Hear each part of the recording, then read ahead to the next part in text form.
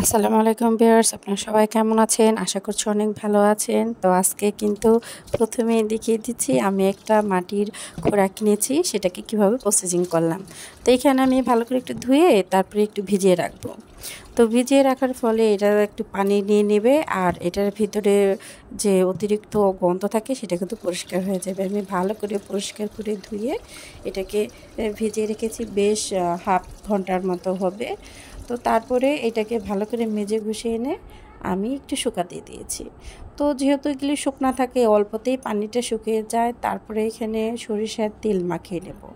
ভালো করে সরিষার তেলটা মাখিয়ে নিলে কি হয়, আপনার যে একটা মাটির যে একটা বা পুরার যে একটা গন্ধ থাকে সেটা কিন্তু চলে যায়। এখন যা থাকবে শুধু পিওর মাটিরটা। আর আপনার মাটির তৈজসপত্রের মধ্যে একটু করে আপনার সরিষার তেল মাখিয়ে নেবেন। দীর্ঘদিন সেটা দেখতেও ভালো লাগবে এবং দীর্ঘদিন ভালো থাকবে। তো এইভাবে কিন্তু আমি যে খোড়াটা সেটাকে রেডি করে নিয়েছি। এটা বিভিন্ন কাজে ব্যবহার করতে পারবো, সেটাই সাথে একটু শেয়ার করছি। তো এখানে আমি নিচ্ছি আপনার ডাউল। তো এইটা খেসারির ডাউল দিয়ে করছি। তো যে কোনো ডাউল দিয়ে করা যায়, তো খেসারির ডাউলটাই ভালো হয়, মুচমুচে হয়। তো আমি আজকে একটা রেসিপি করব, কারণ এইরকম মাটির পাতিলে অনেক কিছু করা যায় সেটা দেখানোর জন্য, বা বিভিন্ন আইটেম রাখা যায় সেটা দেখানোর জন্য পাশাপাশি একটি রেসিপি দিচ্ছি। তো এখানে আমি প্রথমেই দেখিয়ে দিয়েছি, আমি 2 কাপ ডাউল নিয়েছি আর এখানে আমি হাফ কাপের কম আতপ চাল দিয়ে দিয়েছি। তো আমি এই চালটা দেওয়াটা স্কিপ হয়ে গেছে, আপনারা মনে করে দিবেন। আবার অনেকের আছে ঘরে চাউল ভাঙানো থাকে, সেই ক্ষেত্রে কিন্তু না দিলেও চলবে, পরে ভাঙানো চাউলটা দিয়ে দিলেই হবে। তো দেখতেই পাচ্ছেন আমি একটা মিক্সিং জার নিয়ে নিচ্ছি। এইখানে আমি ভালো করে এখন ব্লেন্ড করে নেব।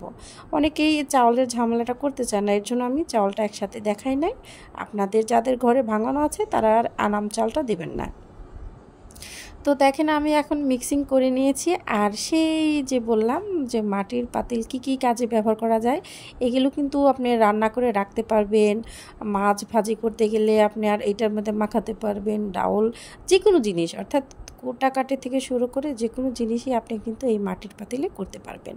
তো আমি কিন্তু এখানে দেখতেই পাচ্ছেন হলুদ, মরিচ, লবণ, ধনিয়ার গুঁড়া, সাথে কিন্তু একটুখানি ময়দা আর আপনার দিয়ে দিলাম পেঁয়াজ, কাঁচামরিচ। তো ময়দাটা দিলাম কি কারণে? ময়দাটা দিলাম আমি যে ব্লেন্ড করেছি একটু নরম হয়ে গেছে তাই। আর যারা আপনার শুকনো চালের গুঁড়া দিবেন সেই ক্ষেত্রে তাদের আর ওই ময়দাটা দিতে হবে না।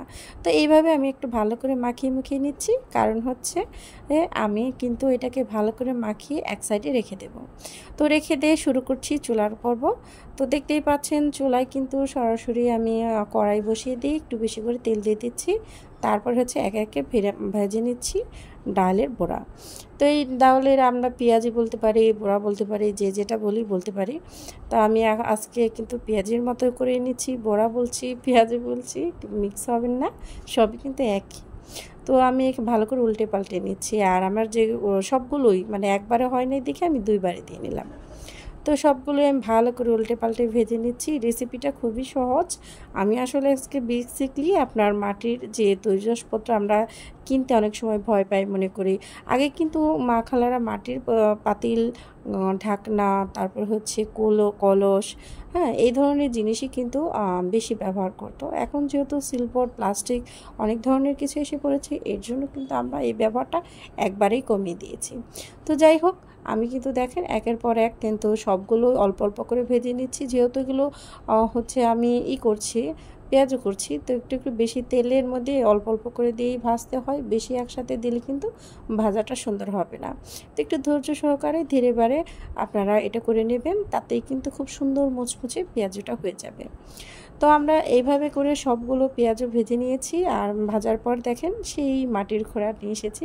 তো কিভাবে এটা সরাসরি আপনারা অনেক সময় এক্সট্রা তেল থাকে, আমরা এখানে টিস্যু দিতে পারি। যেহেতু আমি খুবই লোকালি দেখাচ্ছি, এর জন্য আমি একটা পেপার ছিঁড়ে, অর্থাৎ পড়ার যে এক্সট্রা পেপার থাকে যেটা দরকার হয় না, ওগুলো একটু ছিঁড়ে মাটির পাতিলে দিয়ে আমি পেঁয়াজগুলো ঢেলে দিচ্ছি।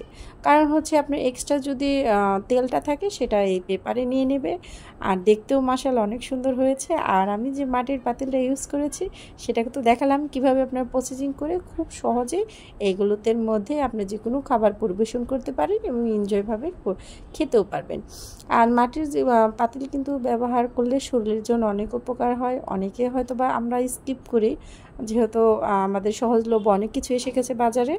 তো আমরা কিন্তু ইচ্ছে করলে এরকম আপনার ট্রেডিশনাল পদ্ধতিতে যে কোনো জিনিসই রান্না করে পরিবেশন করতে পারি, খেতে পারি, খেতেও মাশাআল্লাহ অনেক ভালো লাগবে যে কোনো জিনিস। সবাই ভালো থাকবেন, সবার শুভকামনা রাখছি। আর আমার চ্যানেল যারা নতুন তারা সাবস্ক্রাইব করবেন, পাশে থাকা বেল আইকন ক্লিক করে রাখবেন যেন আমার ভিডিওর নতুন নোটিফিকেশন আপনাদের মোবাইলে চলে যায়। তো সবার জন্যই আসলে শুভকামনা। আর সবাই খুব ভালো থাকেন, সবার জন্য সুস্থতা কামনা রেখে আমার ভিডিও কিন্তু আমি এখানে শেষ করছি। আর দেখতেই পাচ্ছেন আমরা কিন্তু খুব মজা করেও খাচ্ছি আর আপনাদের সাথে শেয়ার করলাম। যদি ভালো লাগে অবশ্যই আমার পাশে থাকবেন। সবাই ভালো থাকবেন। আল্লাহ হাফেজ।